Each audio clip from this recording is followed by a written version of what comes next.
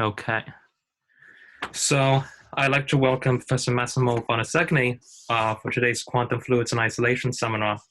So Professor Boninsegni got his laurea in Physica from Genova in 1986, his PhD from Florida State University in Tallahassee in 1992, and he postdoced at Illinois Urbana-Champaign from 1992 to 1995, and then he postdoced at the University of Delaware from 95 to 97. He was then a professor at the San Diego State University from 1997 to 2002, and professor at University of Alberta from 2002 to present. So he's the recipient of many awards, including he's a fellow with APS, and he's a Canada Research Chair on the condensed matter. He's been a visiting professor in Switzerland, Italy, Austria, France, Germany, South Africa, and South Korea. And today he will be talking about supersolid phases of dipolar bosons. So please join me in welcoming, either electronically or by muting yourselves, Professor Boninsegni. Thank you. It's a pleasure for me to be here. Thank you very much for the invitation. Today I'm going to talk about work that is ongoing. It's been the subject of my research in one way or another for the past decade. And I would begin right away by acknowledging my collaborators. There are many, okay? But as far as the work having to do with dipolar bosons is concerned, primarily I would like to acknowledge two individuals. One is Yusuf Kora, who is my PhD student at the University of Alberta, and one is Fabio Cinti, who is now an assistant professor in Italy at the University of Florence. So this talk has to do with the supersolid phase of matter, okay? And naturally, the first thing that a non-specialist would ask is, what is it? The supersolid phase can be defined as a single homogeneous condensed phase of matter, which at one time will display simultaneously crystalline long-range order, which is of course the signature of a solid, but is also capable of sustaining flow without dissipation. And I will elaborate upon this later on.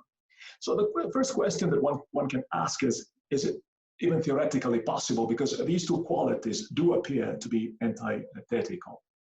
So the first answer to this question was given in the 50s by Penrose and Nonzager, in many ways among the fathers of the field of superfluidity, and they came up with an argument which now seems a bit naive based on the progress that has been made, but back then made sense, and has to do with the fact that the mobility associated with the superflow is intrinsically incompatible with the pinning of atoms at crystal positions. Later on, and not so much later on, however, C.N. Yang, certainly someone who's qualified to give an opinion on this subject, raised doubts regarding the conclusion of Penrose and Nonzager, arguing that in a crystal with sufficiently high atomic mobility, like solid helium, it might be possible for atoms to exchange with nearest neighboring atoms, and as a result of exchange, give rise to global phase coherence. Superfluidity is well known now, has been well known to be underlain by exchanges of indistinguishable particles. So whenever we're looking for a superfluid of any kind, this is an important ingredient. For a very pedestrian and low-level basic introduction to the subject, I can give this reference. Question? So the question that people ask is, what would— Can I ask a question? Yep. So in the context of cupids, people talk about pair density waves. Would that be an example of supersolid? So, yeah, no, but that's a matter of opinions. In my opinion, no, because the breaking of translational invariance has to occur spontaneously as a result exclusively of the interparticle interactions. If you have an externally induced potential, like the ionic potential, that by itself gives rise to that, then it's not really a supersolid. If you were to go by that, then any superconductor would have to be a supersolid, because the electronic density inevitably to a degree will reflect the underlying ionic crystal. Also, you could have a film of helium-4 adsorbed on graphite. Again, inevitably the density will reflect the underlying graphite substrate, but we wouldn't call that a supersolid, although you could say it's a matter of opinion. But the pair density wave does spontaneously break the translation symmetry, although the translation symmetry is discrete. Is this the only difference? Say that again, sorry. The pair density wave does spontaneously break the translation symmetry, but the translation symmetry is discrete.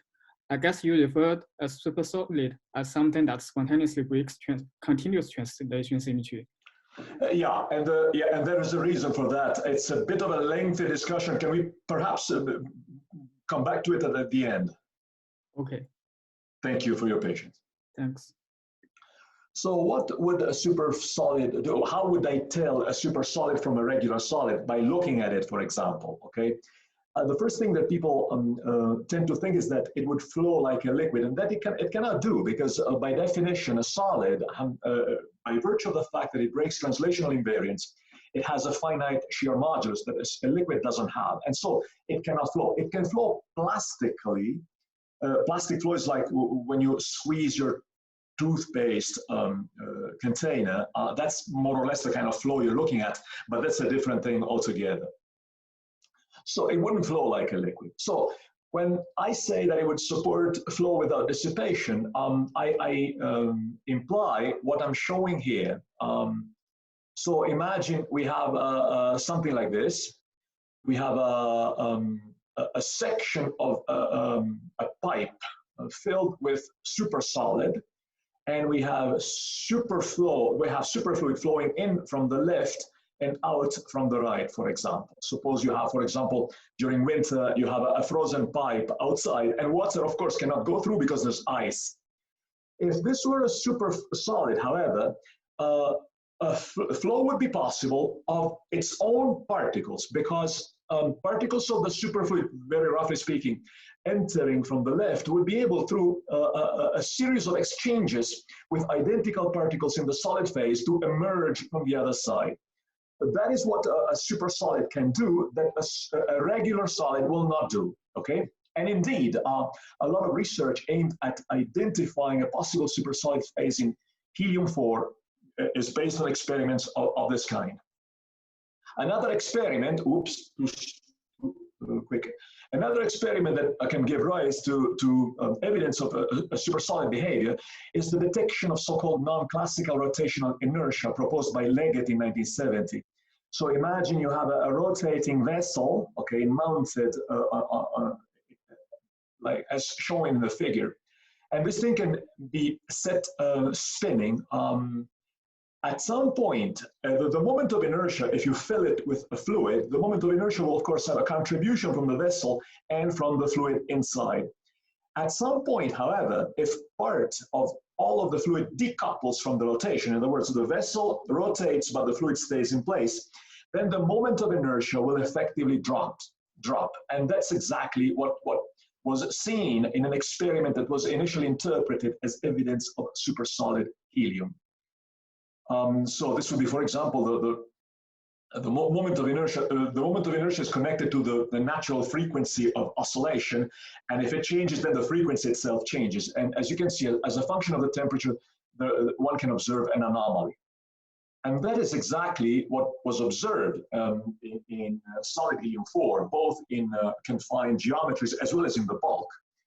And that was a report that came in 2004 after decades of unsuccessful search for a supersolid phase of helium-4.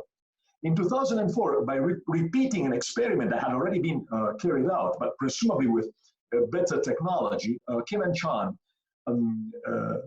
reported an anomalous drop in the moment of inertia of solid helium-4 enclosed in an apparatus that is essentially a more complicated version of what I showed before.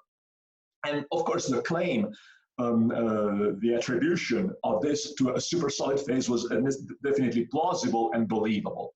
However, doubts emerged almost immediately. A lot of theoretical work came out of that. These are, among them, let me cite the work that I was involved in. These are calculations of the one-body density matrix in solid helium-4. In order for one to have a superfluid, the one-body density matrix has to plateau at large distances to a constant value. However, in calculations involving a fairly large number of particles at low temperature, temperatures comparable to those of the experiments, approximately a fraction of a Kelvin. The one-body density matrix displays the characteristic exponential decay of a non-superfluid.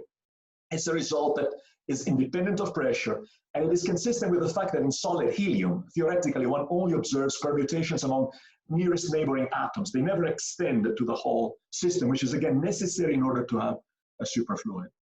So the conclusion was that if you take a sample of HCP helium-4, a crystal, it is not superfluid. Of course, there are other scenarios, one proposed by Andreev, Lifshitz, and Chester, who argue that superfluid does not come from the atoms, but actually from vacancies. So any real crystal, and in particular one like helium-4, will display vacancies at any finite temperature, but in the case of helium-4, they could be present in the ground state as well. And so vacancies or interstitial defects could actually themselves Bose condense and give rise to a superfluid transition. Here too, calculations seem to indicate, however, that the activation energy for vacancy and interstitial defects that can be computed fairly accurately by simulations, we will come back to how we actually do these calculations later, found that the activation energy was much too large, and that the results clearly indicated that at the temperatures of the experiment, there are no vacancies in solid helium-4. The reason fundamentally is that a gas of vacancies is thermodynamically unstable against phase separation. What you have is that all the vacancies cluster together and they're expelled through the surface through a readjustment of the lattice constant. And so that scenario was ruled out. And finally, after a number of years of intense debate, the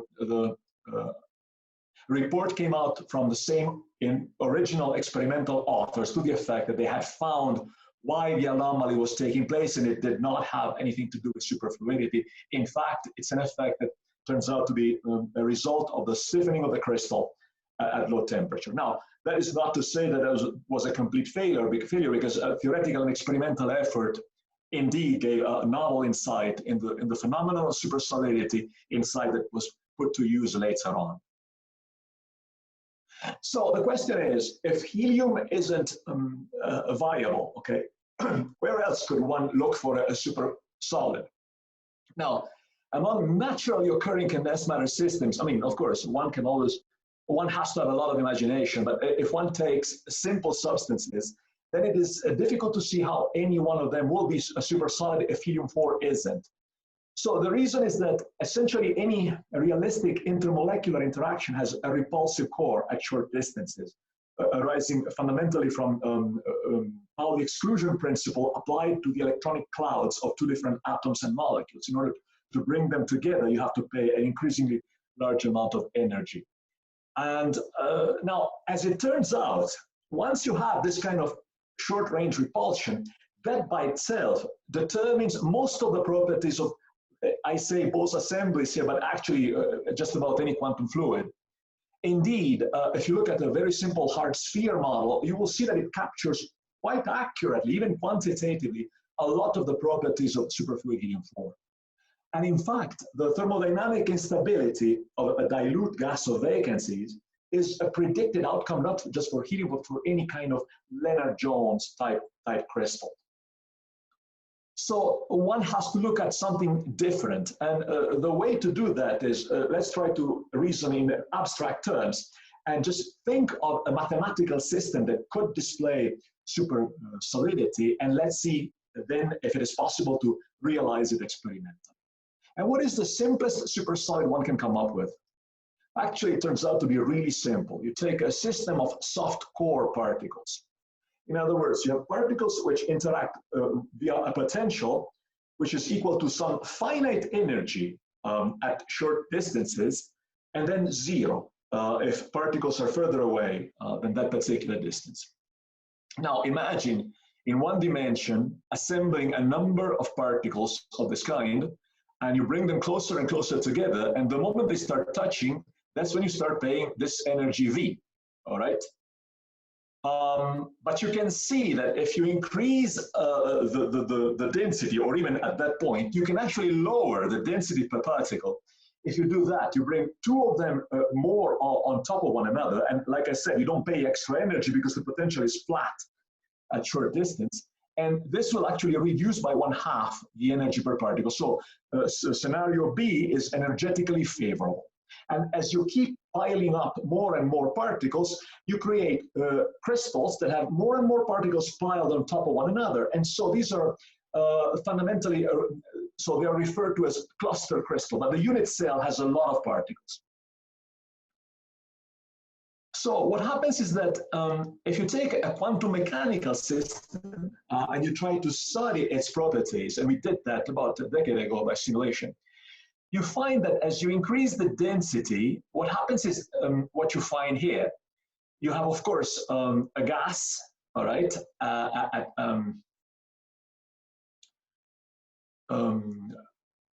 low density. No, sorry, this is a constant density, but I'm lowering the temperature. So I have a gas at high temperature, and then you have a crystallization at lower temperature. And as the temperature gets lower and lower, you see it's not as if there are more and more particles in these unit cells. The number of particles is always the same, but quantum zero-point motion extends the delocalization of each particle to a point where they start tunneling across adjacent droplets. So you have a crystal of droplets, which by themselves become superfluid at low temperature.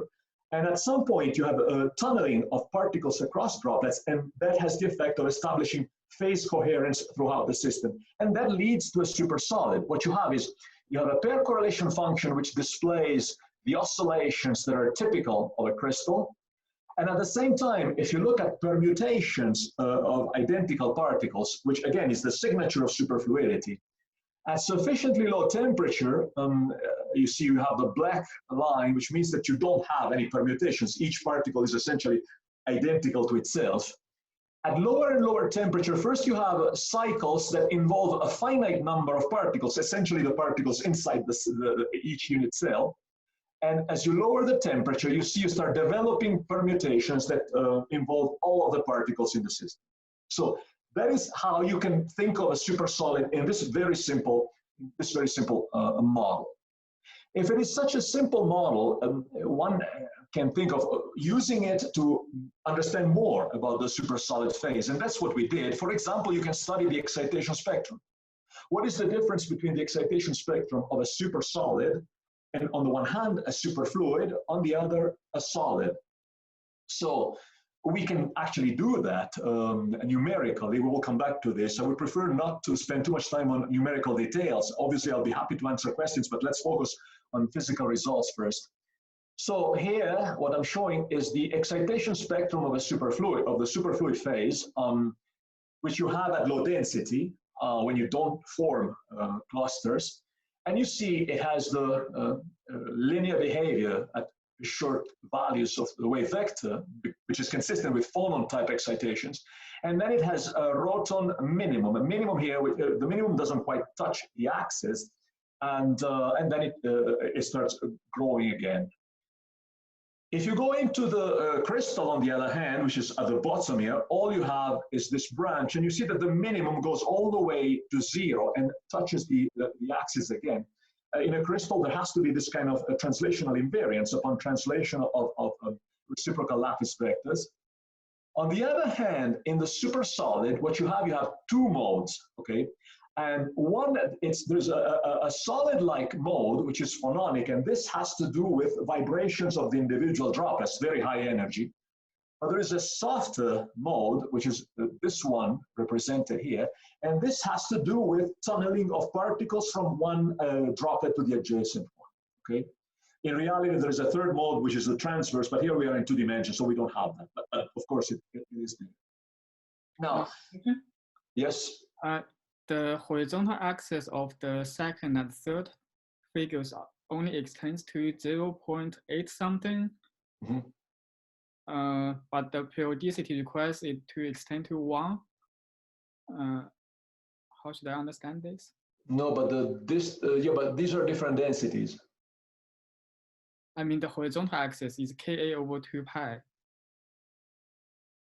If Ka over 2 pi is equal to 1, I should have the same. Right. Okay. Well, but you don't really have. So you have to think that you may say this is the result of how the curves were drawn, because you see the points are the ones that are represented. Uh-huh. Yeah. No, I don't think there's any significance there. Uh-huh. One more question. How do you tell which one corresponds to the solid, like for now, and which one corresponds to the soft? Yeah, the high energy mode is the one having to do with the vibration of these large, massive droplets. Mm-hmm. So now the question is, if we understand at a very simple level the physics of this system, can we actually think of engineering the kind of interaction that would lead to it? Initially, it appeared as if this might be possible using a scheme known as a Rydberg Blockade. Now, this seemed to have the result. I mean, I don't know anything about it, virtually anything about it. I only know it exists, and people did consider it for a while, and it appeared as if one could actually obtain the result of flattening the potential between two highly excited Rydberg atoms using this mechanism. Indeed, at the time when we made the prediction of this kind of super solid phase, a lot of work went into trying to realize it experimentally using this mechanism, but not much came out of that, primarily because the experimental hurdles turned out to be quite significant. And so people started thinking of other systems, and that is when dipolar systems became a contender. So let's look at it. So let's begin again with a microscopic model. Then we will go look at how to realize it experimentally. Although in this case it is fairly obvious, because dipolar molecules certainly can certainly exist, and they can be trapped, confined in the lab, using lasers and other techniques known in the field of cold atoms. So let's, for the moment, consider we have an assembly of spin zero particles, bosons, and all of them have some kind of finite dipole moment. The dipole could be electric or magnetic. It doesn't really matter. The phenomenology is going to be the same.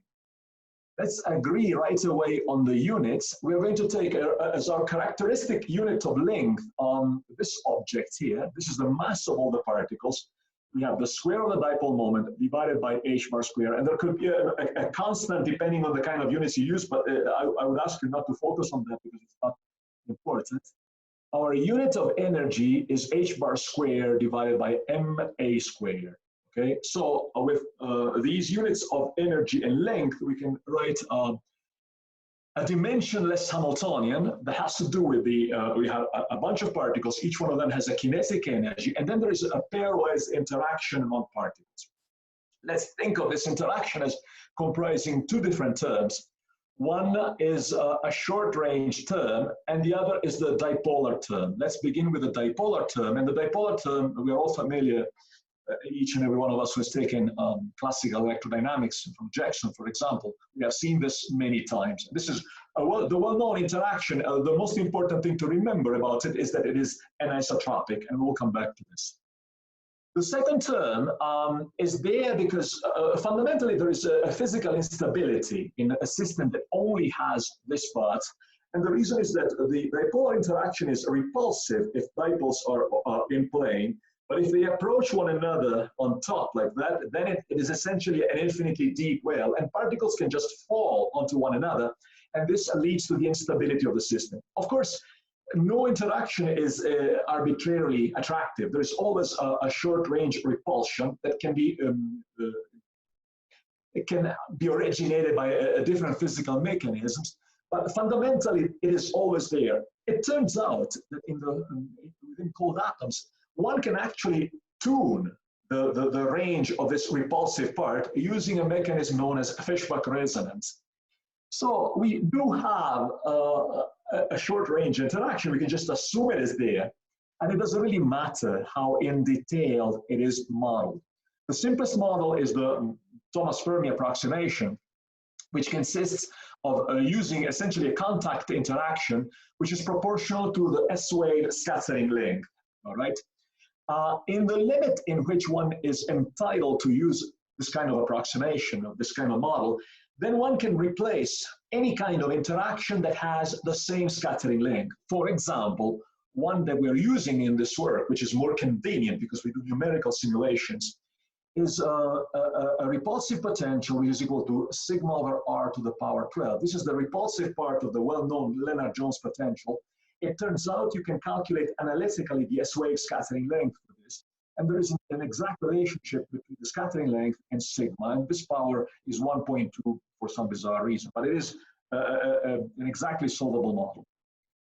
So the phase diagram of our model at sufficiently low temperature will depend only on two parameters. One is the density in units of 1 over AQ, and the other is sigma in units of A.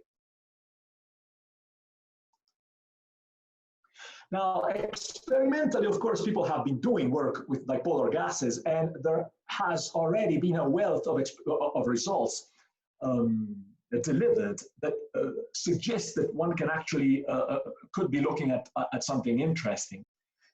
What makes them special is the interaction, which is not only long-ranged, but it is also anisotropic. So you have, this is exactly what I was trying to explain before. It is repulsive as long as they are on the same plane, but attractive if you start looking at an angle. And so you can see how you can have effects having to do with fluctuations in which you start finding, you start forming columns of particles. Now, I would like to focus already on what we were discussing before. Before we had, in 2 dimensions, droplets of particles that could pile on top of one another because the potential at short distances is flat. Here, if you look at the system, if you project the systems into 2 dimensions, you see that it's kind of the same. Okay, fine, they cannot really be on top of each other on the plane, but they can be on top of each other along the 3rd direction, and I will contend that this is exactly the same effect. So, experimentally, you do find evidence of a Roton minimum in the density excitation spectrum. The presence of a Roton minimum is important because it gives you a finite critical velocity fundamentally. And that prompted further investigation, both theoretical and experimental. So we started looking at this with our own methodology. And the goal is to study the phase diagram of an assembly of dipolar bosons. And for simplicity, we take spin 0. Obviously, one could take a finite spin, which would make things perhaps even more interesting, but let's just keep everything simple for the moment. We perform quantum Monte Carlo simulations at finite temperature using a method known as the continuous space worm algorithm, which by now is fairly well established. I don't want to give any details. Again, I'll be happy to discuss it whatever length you care for later on, but now let's just focus on the results. Let me just tell you that it's a finite temperature method.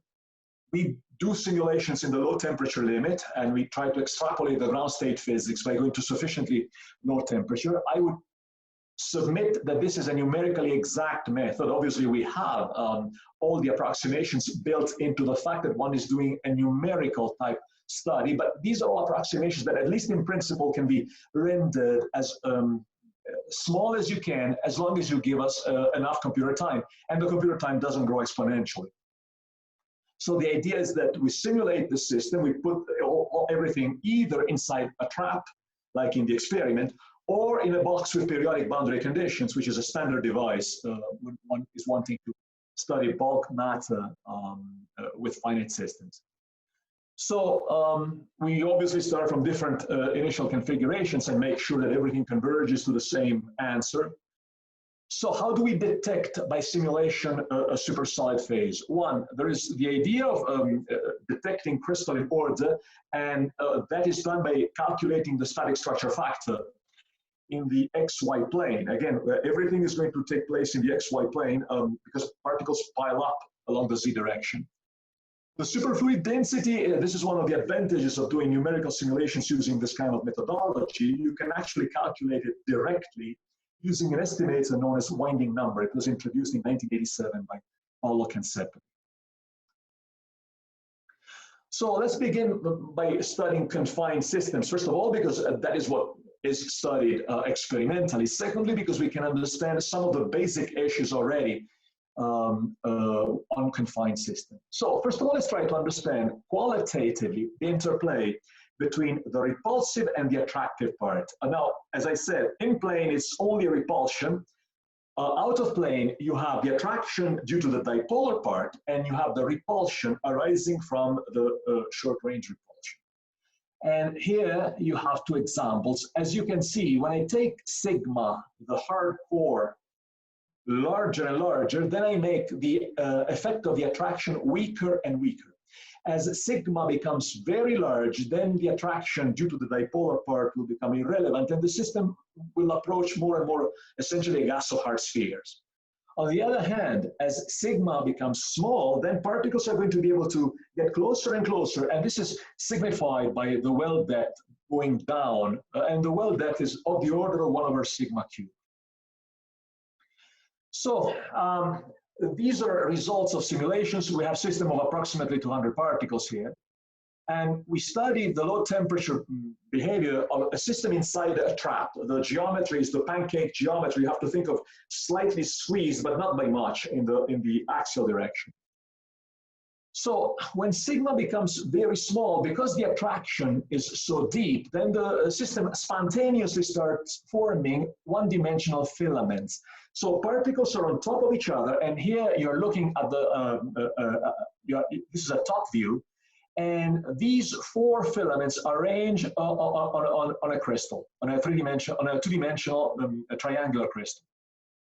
As you increase sigma, what happens is that filaments contain fewer particles, but they still form, and they form different crystals. Now, for sufficiently small values of sigma, all of these can be actually predicted classically. You can do a minimization of the potential energy, and the structure is very much that. In this particular limit, the potential energy dominates, and quantum mechanical corrections are small, and the physics is really classical. As you start increasing sigma, on the other hand, these things become wobbly, all right, less and less well-defined, and this is the first thing. The second interesting thing is that the crystals that you form are not what you would predict classically, but the system doesn't melt. It forms different crystals. This is an effect that is well known, that in a system of dipolar particles in two dimension, you form non-classical crystal if you allow quantum mechanical exchanges. Essentially, it has to do with zero-point motion, making it more convenient, rendering more competitive a different structure. And so you have this value of sigma, which is relatively large, still have a crystal of filaments that now are fatter, so to speak. They're prolate droplets. And these become individually superfluid, just like in the previous example of the two-dimensional soft core bosons. And even though you don't see it much from this figure, what you start having are also exchanges among adjacent filaments. And again, this underlies a possible supersolid phase in the bulk. Naturally, if you have a finite system, you cannot really meaningfully speak of phases. Nevertheless, you can start already seeing a promising physics right there. And at some point, when the hardcore repulsion becomes so extended, then the attraction is no longer sufficient to stabilize filaments, and the system breaks down in essentially something reminiscent of a hard sphere superfluid gas. So you have these three different regimes. So this is a finite system. Let's ask ourselves what happens when we look at bulk. So we see pretty much the same things. Let's begin with a classical limit. The classical limit, again, short range, the radius of the short range repulsion is tiny. You can form a really essentially particle thin filaments in the z direction. The z direction is coming to you out of the plane, and you see these filaments forming triangular crystals. Okay, and they're fairly spaced apart. There are no exchanges, not only among filaments, but also inside the filament themselves, because they are really one-dimensional, and because there is a hard core, they can't actually go around one another. And this remains true at any density. You could pack these things more if you care to. You would just make the lattice constant of the corresponding crystal smaller and smaller, but as long as the model is correct, this is the physics in this limit. What is interesting is that you can form one-dimensional structures by themselves without any need of any confinement. I mean, people have been looking at ways to study physics in one dimension, and usually the problem is that you have to confine particles and force them to be in one dimension. In this case, you have the luxury that it happens by itself.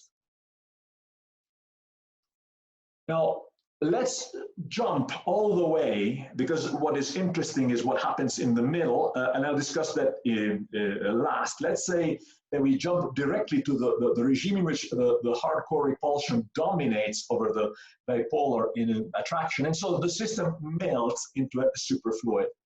So can we actually say something about the excitation spectrum? Of course, in principle, we could calculate the excitation spectrum by looking at imaginary time correlations and trying to infer the energy dispersion curve by identifying the position of the main peak. This is something that can be done fairly accurately. Obtaining the spectrum more accurately than that is problematic. It's an ill-posed problem. But as far as the position of the main peak is concerned, techniques like maximum entropy work reasonably well. Nevertheless, there is a simple way to obtain at least qualitatively, even semi-quantitatively, the behavior of E of Q, and this consists of adopting the well-known visual Feynman approximation. In this approximation, you assume that S of Q and omega, the dynamic structure factor, is dominated by a single peak, which has essentially most of the weight. If you do that, then you can obtain the E of Q dispersion curve in a very straightforward way. And these are the results. All you need is a static structure factor, which we can calculate already. We're interested in it because we're interested in seeing the development of the crystal order. So in this particular result, we show the static structure factor for different values of sigma, and you see, as you decrease the value of the short-range repulsion, you approach the limit in which you start developing these droplets. The static structure factor starts showing a well-defined peak. The peak is at 2 pi over d. The distance, this is not the dipole moment, it's a distance. It is a characteristic lattice constant of the filament crystal, or the droplet crystal. And as you see, you approach this limit, you start developing a minimum. The Roton minimum essentially signals that you're approaching crystallization. And as a result, it is not as if it is a special feature of any supersolid or dipolar system. Every time you're in a superfluid and you're approaching, you're compressing it, approaching crystallization, you have to expect a Roton minimum, which will eventually touch the axis the moment a crystal occurs, because at that point this has to become periodic.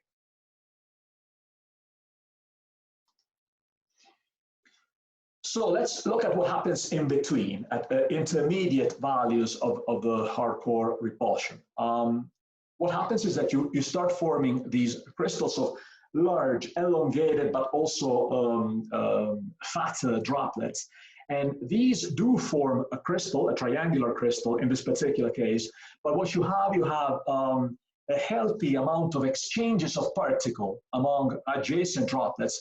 And eventually these do give rise to global phase coherence. And so here too, we have a supersolid phase. This is an isotropic supersolid phase in the sense that you have order in plane, all right?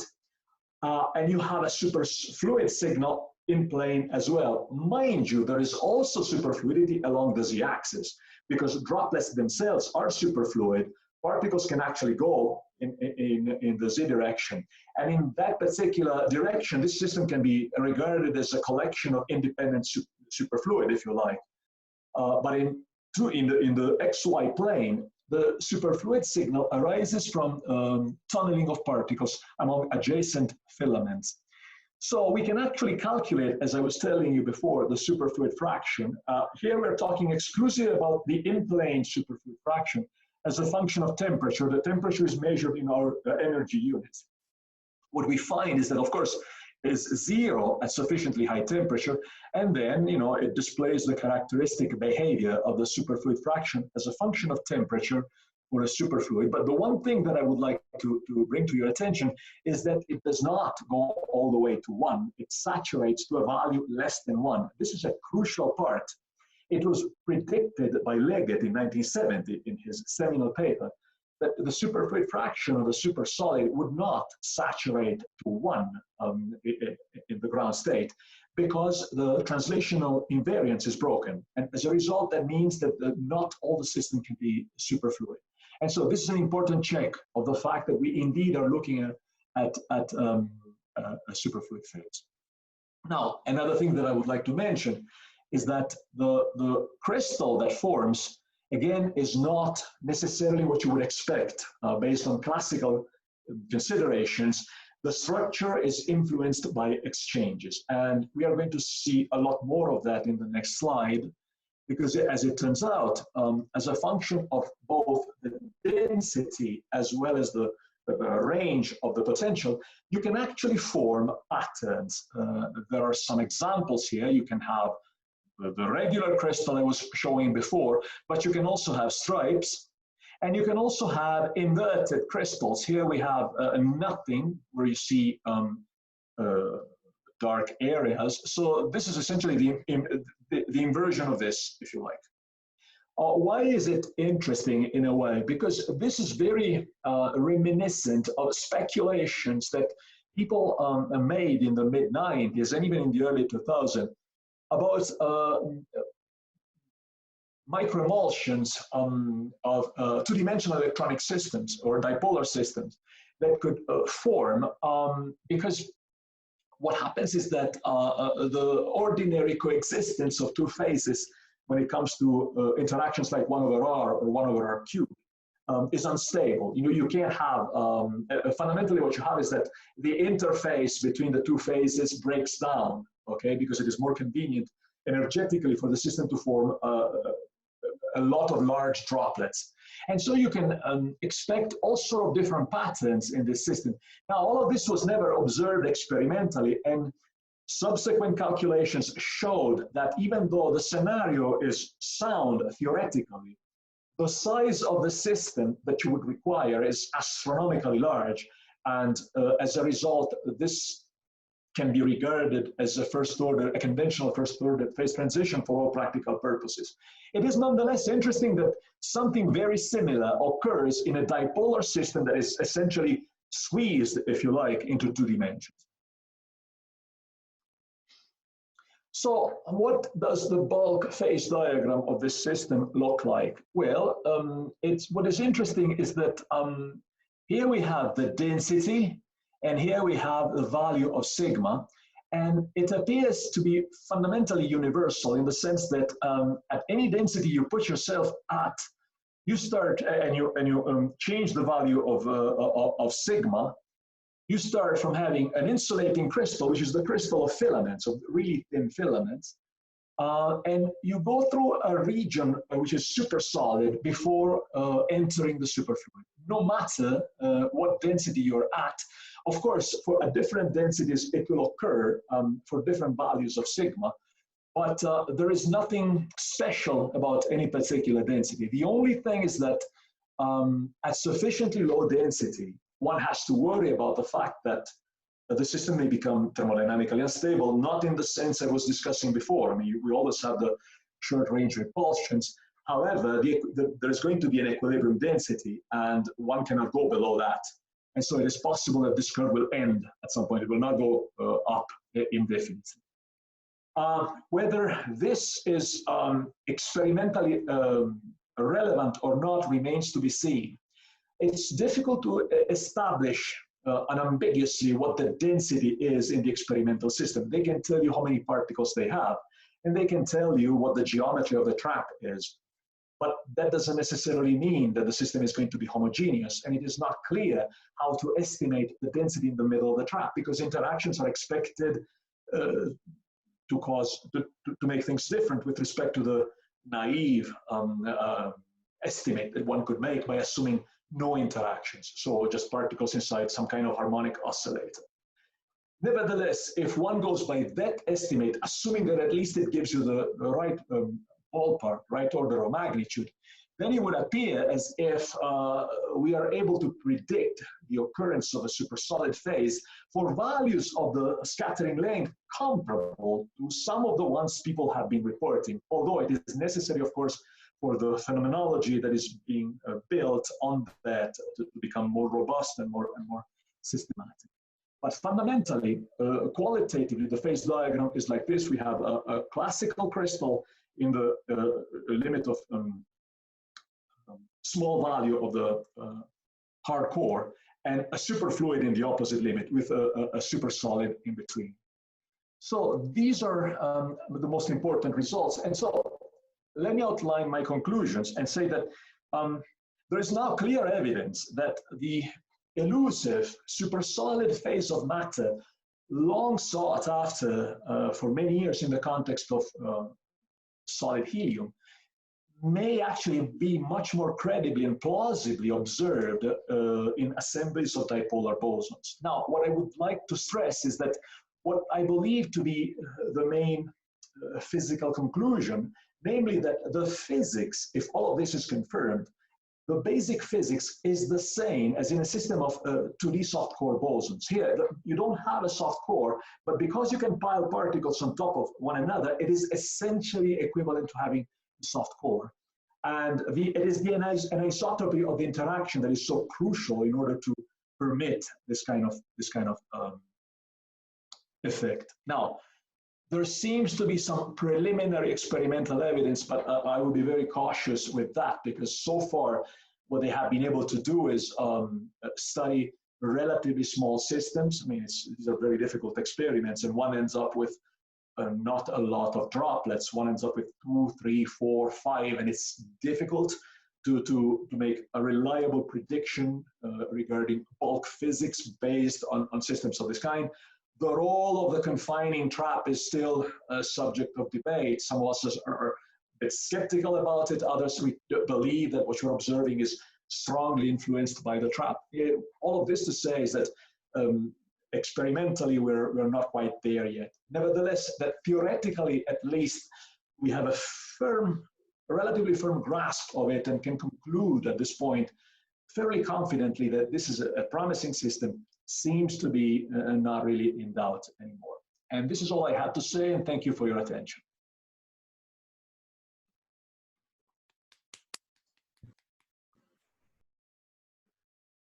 Okay, so if anybody has any questions, please feel free to unmute yourselves and ask it.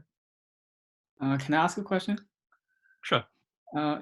So in the last slide here, you summarize the important ingredients to obtain a supersolid. You mentioned it's important to have the anisotropy. In particular, it's important to have some attractive component of the interaction.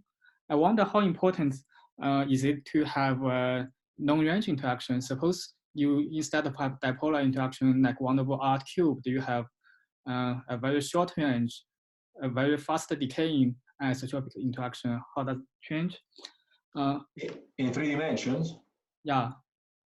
I don't see, so if you have, let me see if I understand your question. You're saying, let's assume we have a purely repulsive interaction proportional to 1/R³. No, I'm asking, suppose I have an anisotropic interaction, just like the dipolar interaction, but it doesn't decay like 1/R³. Oh no, I completely agree with you. I don't think that that's very important. Uh-huh. I don't think it is very important. In fact, so that's interesting. It's a good question.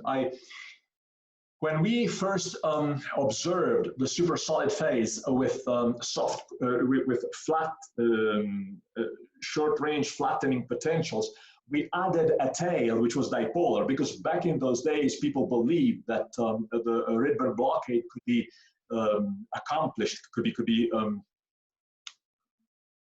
experimentally implemented more easily with dipolar particles.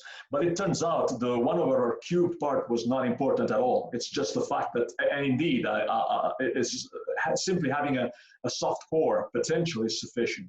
In this particular case, I haven't done the calculations, but I agree with you. It's probably not that important. Another thing is, your kinetic term is just the usual kinetic term p². I wonder, if you change your kinetic term to p² plus p⁴, what changes? The kinetic energy? Yeah. So you mean the relativistic corrections? Something like that. I just want to break Galilean invariance. I want to know how important Galilean invariance is. I wouldn't be able to answer that question. We haven't looked at that.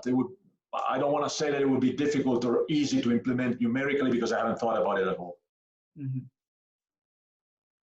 But what do you think is the fundamental reason for why it's so hard to obtain supersolid? I'm going to have to ask you again, ask you to ask the question again, because I have this Cortana thing that every once in a while comes up. Why is it? What do you think is the fundamental reason that makes it so hard to obtain a supersolid? Well, because most of the systems, so the systems that occur naturally, have all this hardcore repulsion, and it is isotropic. Okay. It seems to be an almost universal features of these systems that in the low temperature limit, when they crystallize, first of all, helium, which is the lightest of them all, bosonic, of course, does not seem to display any kind of superfluid behavior, either because it doesn't have vacancies or because atoms are not sufficiently mobile. If you go to systems that are heavier, then a fortiori, this will remain true.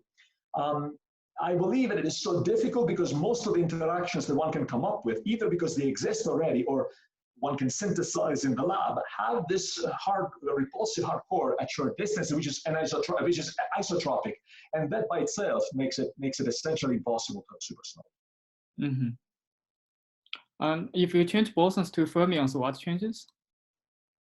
So everything becomes much more complicated because at that point, if you have a fermion system, not only do you have to have particles sufficiently mobile inside the crystal, which is of course difficult to begin with, but you also have to come up with some kind of pairing.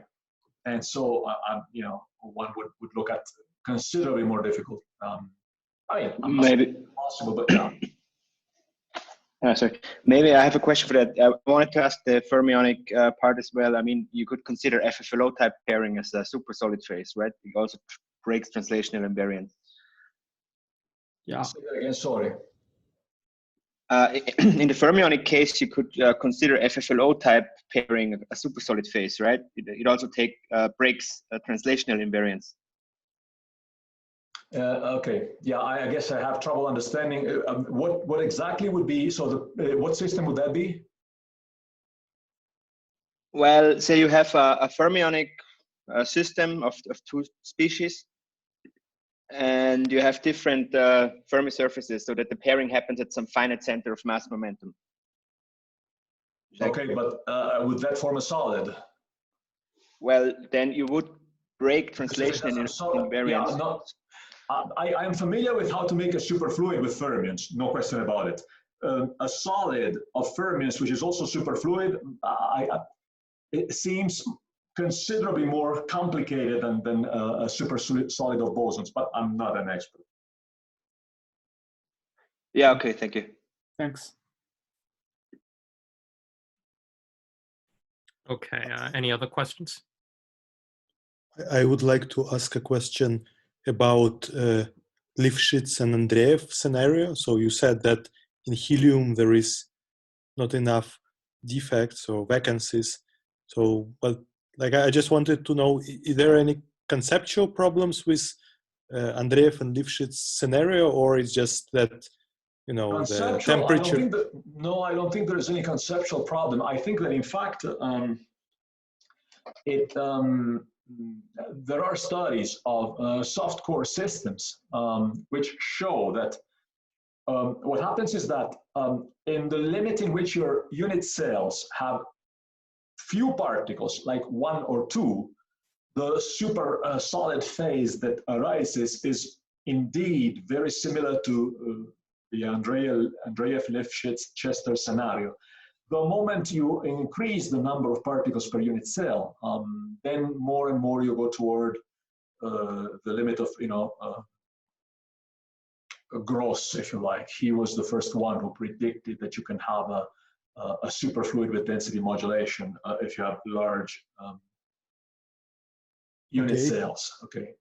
And so what is the issue of this scenario in helium? You mentioned it, but I didn't very large activation energy. Could you say what does it mean? The energy that you need in order to create either a vacancy or an interstitial. You have like 15 Kelvin, 22 Kelvin. With such a large energy, when you go down to the temperatures at which helium should be a supersolid, if it were a supersolid, you don't have it.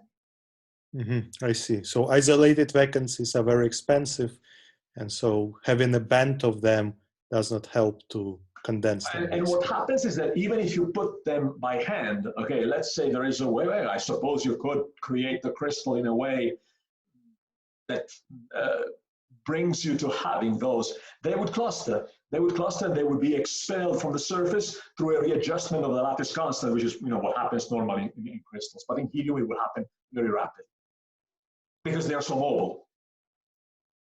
Okay, thank you. No problem. Can I ask you about two-dimensional soft core boson that you mentioned at the end? So if it's just two-dimensional soft core boson, can it form supersolid? Yeah, in two-dimensional soft core bosons, yes, absolutely. Yeah. It would form a supersolid. Yes, you have to be at densities higher than 1/A, where A is the radius of the soft core. As long as you go to higher density, then it depends on the value of the height of the potential. If the potential is too high, then it doesn't happen. But for a moderate height, then it will happen if you are at sufficiently high density. So is there a limit on the height where that things happen? Yes, There's yes, just a strict limit. yes, absolutely. Yeah, you find it in our paper.